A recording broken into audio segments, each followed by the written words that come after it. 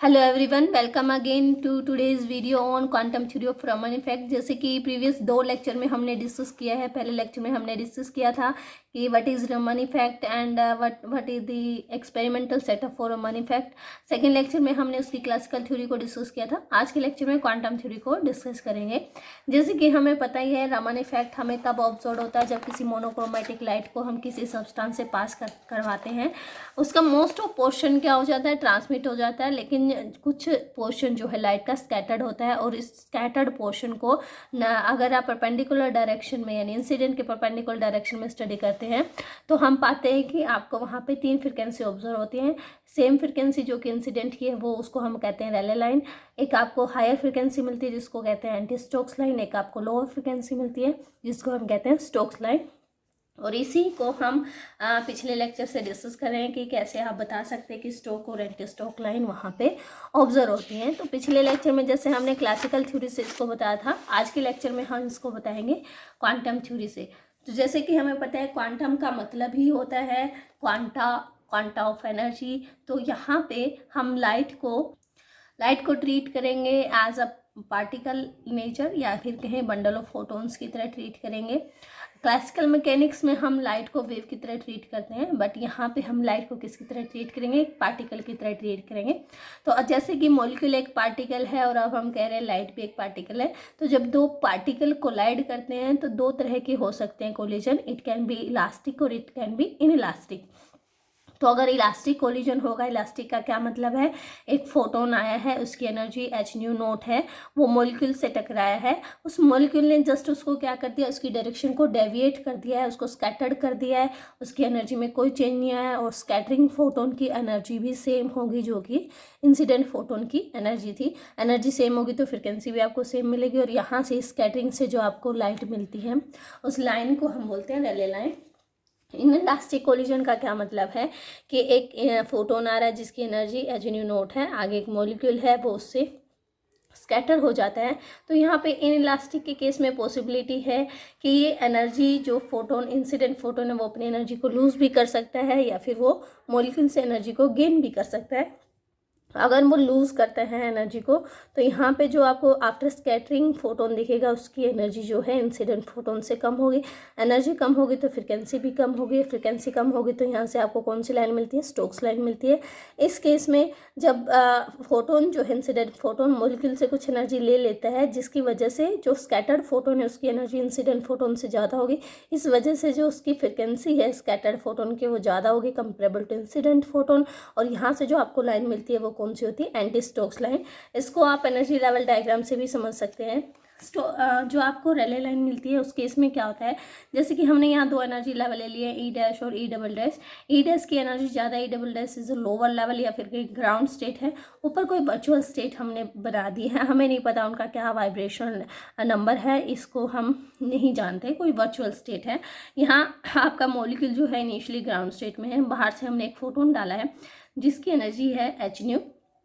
ये मॉलिक्यूल क्या करेगा, इस फोटोन के साथ इंटरेक्ट करेगा, इस एनर्जी को एब्जॉर्व करेगा और किसी एक्साइटेड स्टेट में चला जाएगा, वर्चुअल स्टेट में। अब जैसे कि हमें पता है कि on an average excited state का जो लाइफ टाइम होता है 10⁻⁻8 सेकेंड ही होता है।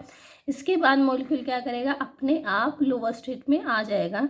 तो इसके पास पॉसिबिलिटी है कि ये मॉलिक्यूल अगेन उसी जिस स्टेट से एक्साइट हुआ था वापस उसी में आ गया, उसी में आएगा तो इतने एनर्जी गैप की है फोटोन को रिलीज करेगा, जिसकी एनर्जी अगेन क्या होगी, h0 ही होगी। तो यहाँ से जो इस डी एक्साइटेशन से जो आपको फोटोन मिलेगा उसकी फ्रिक्वेंसी इंसिडेंट फोटोन की इक्वल होगी, यानी आपको क्या मिलेगी, रैले लाइन मिलेगी। और क्या पॉसिबिलिटी हो सकती है, जैसे कि अगेन आपका मॉलिक्यूल ग्राउंड स्टेट में है, आपने फोटोन डाला है जिसकी एनर्जी क्या है, h0। अगेन आपके पास दो ही एनर्जी स्टेट है, ई डैश और ई डबल डैश, जिनके बीच में एनर्जी गैप जो है डेल्टा ई है। ऊपर वर्चुअल स्टेट्स है, हमें नहीं पता उनका जो वाइब्रेशन नंबर है वो क्या है। ई dash is greater than E double dash. ये मॉलिक्यूल इतने एनर्जी को एब्जॉर्व करेगा और वो किसी एक्साइटेड स्टेट में चला जाएगा विद दिस एनर्जी h0। इतनी एनर्जी के साथ वो वहाँ पे रहेगा कब तक, अप टू 10⁻⁻8 सेकेंड तक। इसके बाद वो क्या करेगा, अपने आप डी एक्साइट हो जाएगा। तो इसके पास पॉसिबिलिटी है कि वो जो मॉलिक्यूल है डी एक्साइट होकर वापस उसी स्टेट में ना आके उससे ऊपर वाली स्टेट में आ रहा है, यानी एक्साइटेड स्टेट में आ रहा है। अगर वो इस स्टेट में आ रहा है तो आपको जो फोटोन रिलीज होगा अब यहाँ पे इतनी एनर्जी का होगा, which is H new dash कितने किसके इक्वल होगी, एच न्यू जिसकी जितनी इतनी एनर्जी थी माइनस डेल्टा ई एनर्जी, यानी कि यहाँ पे उसने अपनी एनर्जी को लूज कर दिया है कुछ अमाउंट से, जिसकी वजह से उसकी फ्रिक्वेंसी जो हो जाएगी वो लोअर हो जाएगी टू द इंसिडेंट फोटोन की फ्रिक्वेंसी। तो ऐसे ही ट्रांजिशन से आपको कौन सी मिलती है, स्टोक्स लाइन मिलती है। अब नेक्स्ट पॉसिबिलिटी क्या हो सकती है कि समहाउ आपका मॉलिक्यूल ऑलरेडी एक्साइटेड स्टेट में है, आप एक फोटोन इंसिडेंट करवा रहे हैं जिसकी एनर्जी है एच न्यू, और वो उसको उसके साथ इंटरेक्ट करेगा और वो एक्साइटेड स्टेट में चला जाएगा किसी वर्चुअल एक्साइटेड स्टेट में, वहाँ से अगेन डी एक्साइट होगा आफ्टर 10⁻⁸ सेकेंड, डी एक्साइट होकर मान लो वो ग्राउंड स्टेट में आ रहा है, उसके पास एनर्जी थी एच न्यू, अब एनर्जी कितनी आ गई दिस मच, ये कितने हैं H new plus delta E, यानी कि जो यहाँ से फोटोन रिलीज हो रहा है उसकी एनर्जी इंक्रीज होगी है bye amount delta E, energy increase होगी तो फ्रिक्वेंसी भी उसकी क्या होगी, ज़्यादा होगी कंपेरेबल टू इंसिडेंट फोटोन। तो यहाँ से जो आपको लाइंस मिलती है वो एंटी स्टोक्स लाइन मिलती है। तो ये तो आपको सिनेरियो समझ आ गया होगा कि कब आपको रेले लाइन मिलती है, कब स्टोक्स मिलती है, कब एंटी स्टोक्स मिलती है।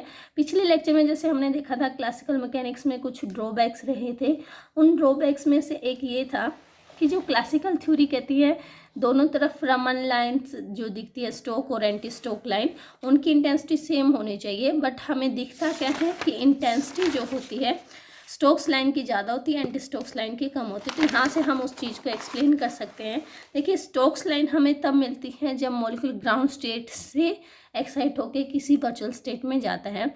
Normally at the room temperature जो प्रोबेबिलिटी जो पॉपुलेशन होती है ग्राउंड स्टेट की सबसे ज़्यादा होती है, पॉपुलेशन ज़्यादा होने की वजह से इंसिडेंट फोटोन का ग्राउंड स्टेट के इंटरेक्ट करने की प्रोबेबिलिटी सबसे ज़्यादा होगी। एक्साइटेड स्टेट में नंबर ऑफ मॉलिक्यूल ऑलरेडी कम होते हैं तो यहाँ इंट्रैक्शन कम होगा, इंट्रैक्शन कम होगा तो ये ट्रांजिशन भी कम होगी, जिसकी वजह से एंटी स्टोक्स लाइन की जो इंटेंसिटी वो कम होगी और स्टोक्स लाइन की इंटेंसिटी क्या होगी, ज़्यादा होगी, क्योंकि ग्राउंड स्टेट की पॉपुलेशन ज़्यादा होती कंपेरेबल टू एक्साइटेड स्टेट। एक ड्रॉबैक को हमने यहाँ पे क्लियर कर दिया। दूसरा जो था कि रमन्स जो रोटेशनल स्पेक्ट्रा हमें दिखता है वो लाइन स्पेक्ट्रा क्यों दिखता है, कंटिन्यूस दिखना चाहिए, वो हम आगे डिस्कस करेंगे कि क्यों हमें लाइन स्पेक्ट्रा ऑब्जर्व होता है। तो देखिए आइए स्टडी करते हैं प्योर रोटेशनल रमन स्पेक्ट्रा। तो जैसे कि हमें पता है कि रोटेशनल एनर्जी जो होती है in term of wave number, जैसे आईआर स्पेक्ट्रा में भी हमने निकाला था, वो क्या होती है B J into J plus one in term of wave number, हमने यहाँ लिखा J can be 0 1 2 3 4 and so on. Selection rule जो यहाँ पे होंगे, वहाँ पे हमने पढ़ा था कि सिलेक्शन रूल क्या होते हैं +-1, यहाँ पे सिलेक्शन रूल हो सकते हैं in case of Raman spectra it can be 0 और +-1।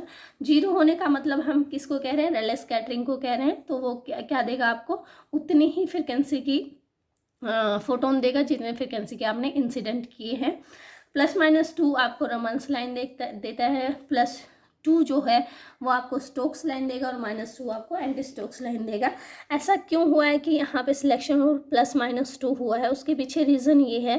पहला रीज़न तो हमने क्लासिकल मैकेनिक्स में भी देखा था कि यहाँ पे आपने जब रोटेशन का केस किया था तो यहाँ पे फ्रिक्वेंसी जो रखी थी आपने रोटेशन की, पोलराइजेशन के रोटेशन की, वो डबल रख दी थी to the frequency of rotation of molecule. और वो क्यों रखी थी वो मैंने आपको कल समझाया था कि यहाँ पे जो डायपोल है, जैसे कि ये मॉलिक्यूल हो गया, ये डायपोल की डायरेक्शन होगी। मॉलिक्यूल जब एक कंप्लीट रोटेशन करता है तो एक पर्टिकुलर डायरेक्शन में डायपोल 2 बार चेंज होता है, जैसे कि इनिशियली यहाँ है, फिर ऐसे गया है, फिर ऐसे हो गया है, ये चेंज होगी डायरेक्शन, फिर ऐसे हुआ और फिर वापस इधर आ गया। तो पहले इधर थी डायरेक्शन, फिर इधर हुई, फिर इधर आ गई, तो 2 बार चेंज हुई, इसलिए इसकी जो फ्रिक्वेंसी है वो डबल होती है रोटेशन की, to comparable to the frequency of rotation of molecule. तो इसलिए भी सिलेक्शन रूल क्या होता है, +-2 होता है।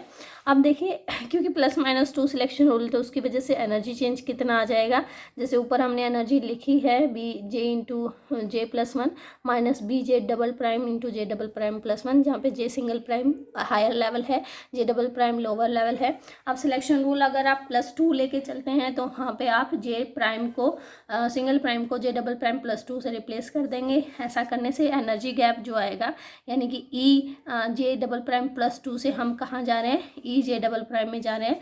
ये वैल्यू पुट कर दीजिए इसमें, बी जे सिंगल प्राइम की जगह पे क्या रख दिया, जे डबल प्राइम +2।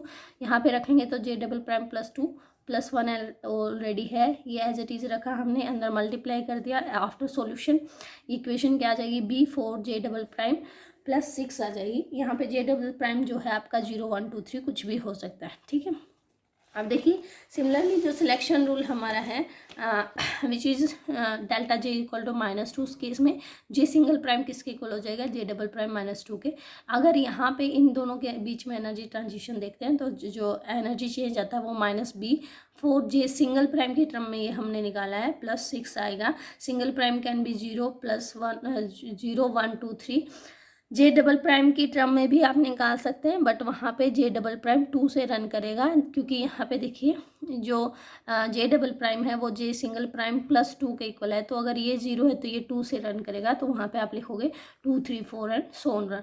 तो 0 से अगर शुरू करना है तो जे सिंगल प्राइम की टर्म में निकालेंगे, और वहाँ पे जे सिंगल प्राइम कहाँ से रन करेगा, 0 1 2 एंड सो ऑन। इसको मोर सिंप्लीफाइड वे में हम ऐसे लिख सकते हैं कि वेव नंबर जो आएगा रमन लाइन में, क्योंकि एनर्जी आप in the form of wave number ऐसे देते हैं BJ × J+1, तो जो रमन लाइन का वेव नंबर आएगा वो न्यू एक्साइटिंग लाइन ±FJ+2 से FJ ट्रांजिशन हो रही है।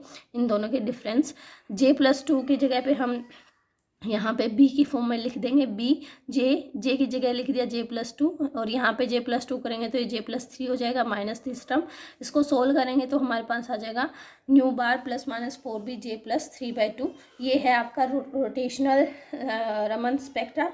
और अगर रोटेशनल शिफ्ट यहाँ से देखें तो this much is the rotational shift, it can be plus और it can be minus. Mode value अगर हम देखते हैं तो वो कितने आ जाती है, 4B J+3/2। अगर आप J की वैल्यू पुट करते हैं 0 1 2 3 एंड सो ऑन, 0 पुट करेंगे तो 6B देगा, 1 पुट करेंगे तो 10B देगा, 2 पुट करेंगे तो 14B, 3 पुट करेंगे तो 18B एंड सो ऑन। इसको एनर्जी लेवल में हम इस तरीके से दे सकते हैं कि हमने रोटेशन लेवल ड्रॉ किया। अब देखिए हमने जो पीछे के लेक्चर में क्लासिकल मैकेनिक्स में ड्रॉबैक देखी थी कि रोटेशनल स्पेक्ट्रा जो आता है वो लाइन स्पेक्ट्रा आता है। तो उसका रीज़न यहाँ से है क्योंकि जो रोटेशनल एनर्जी लेवल आए वो डिस्क्रीट आए तो यहाँ से ट्रांजिशन जो आपको मिलेंगी वो लाइन स्पेक्ट्रा के फॉर्म में ही मिलेंगी। आइए अब ट्रांजिशन देख लेते हैं। जैसे कि हमने कहा +2 या -2 हो सकता है। +2 अगर कहें इसका मतलब एब्जॉर्प्शन हो रहा है, यानी कि लोअर लेवल आपका स्मॉल है, हायर लेवल लार्ज है। तो ये आपका आ जाएगा 0 to 2 ट्रांजिशन। 0 to 2 ट्रांजिशन अगर करते हैं तो आपको लाइन मिलती है 6B के ऊपर।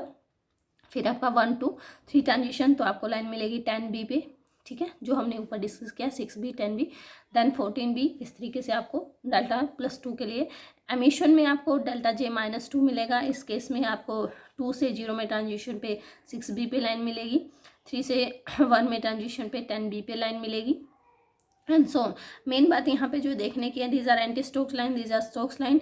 रेले लाइन से फर्स्ट एंटी स्टोक और फर्स्ट स्टोक लाइन का जो सेपरेशन है वो 6B यानी कि फर्स्ट जो स्टोक लाइन है एंटी स्टोक लाइन से 12B सेपरेशन पे है। उसके बाद जो सेपरेशन इक्वल हो जाता है 4B सेपरेशन रहता है, जो कि आप यहाँ भी देख सकते हैं। पहला 6B, इन दोनों के बीच में सेपरेशन 4B, देन 4B। तो यानी बाद में जो सेपरेशन रहता है वो इक्वल रहता है 4B, बट जो पहली एंटी स्टोक और पहली स्टोक लाइन है उनके बीच का सेपरेशन कितना रहता है 12B। और अगर रेले लाइन से देखें तो उनका सेपरेशन कितना रहता है 6B रहता है। तो ये आपने देखना है। आप स्टडी करते हैं vibration spectra. Next is pure vibration और रमन स्पेक्ट्रा। जैसे कि हमने पीछे के IR स्पेक्ट्रा में भी देखा था, जो IR स्पेक्ट्रा में हमने वाइब्रेशन स्पेक्ट्रा स्टडी किया, सेम वही सेम चीज़ यहाँ पे है। कुछ ज़्यादा डिफरेंस यहाँ पे नहीं है। क्यों नहीं है, क्योंकि जैसे क्लासिकल मैकेनिक्स में हमने कहा था कि ये कोई मॉलिक्यूल है, ये हमारी डायपोल की डायरेक्शन है, तो जिस फ्रिक्वेंसी के साथ मॉलिक्यूल वाइब्रेट करता है उसी फ्रिक्वेंसी के साथ हमारा जो है डायपोल या पोलराइजेशन वाइब्रेट करता है। तो उनकी फ्रिक्वेंसी सेम है, तो सिलेक्शन रूल वही रहेंगे जो आपके IR में थे, और कोई भी चेंजेस यहाँ पे नहीं है। तो जैसे कि उसमें हमने कहा था कि एनर्जी का expression in term of wave number जो होता है वो क्या होता है, ω V + ½ - ω/XC V + ½ का square in term of centimetre inverse, where V can be 0 1 2 3 and so on. Omega क्या है यहाँ पे, equilibrium vibrational frequency, x anharmonicity constant है। सिलेक्शन रूल सेम ही रहेंगे, it can be 0 +-2 +-3 and so on. But जो +-2 और 3 की सिलेक्शन रूल है, इनकी प्रोबेबिलिटी धीरे धीरे डिक्रीज होती जाती है। इनकी प्रोबेबिलिटी डिक्रीज हो रही है तो इसका मतलब हम इनको नेगलेक्ट भी कर सकते हैं। जैसे कि उसमें हमने कहा था अगर V0 से 1 में ट्रांजिशन होती है उस बैंड को हम फंडामेंटल बैंड कहते हैं, जिसके कॉरस्पॉन्डिंग जो वेव नंबर आता है वो इतना आता है। 0 to 2 में होती है वो ओवरटोन है, जो फर्स्ट ओवरटोन का जो वेव नंबर है वो इतना आता है। अगर 1 to 2 में आती है उसको हॉट बैंड कहते हैं, उसके कॉरस्पॉन्डिंग वेव नंबर ये आता है। जैसे कि हमने कहा कि उसकी जो +-2 या +-3 सिलेक्शन हो, उनकी प्रोबेबिलिटी डिक्रीज हो रही है, तो इन ट्रांजिशंस को हम नेगलेक्ट कर सकते हैं। क्यों नेगलेक्ट कर सकते हैं? क्योंकि जो आपको रमन स्पेक्ट्रा मिलता है वो स्कैटरिंग लाइट से मिलता है। लाइट बहुत कम अमाउंट में स्कैटर होती है, मोस्टली लाइट तो ट्रांसमिट हो जाती है, और जो स्कैटर होती है उसकी ऑलरेडी इंटेंसिटी कम होती है, और फिर ऊपर से इनकी प्रोबेबिलिटी और कम है। तो इन सभी टर्म्स को हम क्या कर देते हैं, नेगलेक्ट करते हैं। सिर्फ हम किसको स्टडी करते हैं, फंडामेंटल बैंड को स्टडी करते हैं with this transition from 0 to 1। तो यहाँ पे अगर आप ये ट्रांजिशन देखें तो यहाँ से रमन जो आपको लाइन मिलती है वेव नंबर वो कितना आ जाएगा, corresponding to fundamental. Nu bar fundamental is nu exciting +- change in energy change in fundamental, जो कि हमारा कितना है ω(E) -1 - 2 XE। ये वैल्यू अगर आप पुट करते हैं तो ये वैल्यू आपके पास आती है। यहाँ से जो माइनस साइन है वो स्टोक्स लाइन को रिप्रेजेंट कर रहा है, और प्लस साइन जो है एंटी स्टोक्स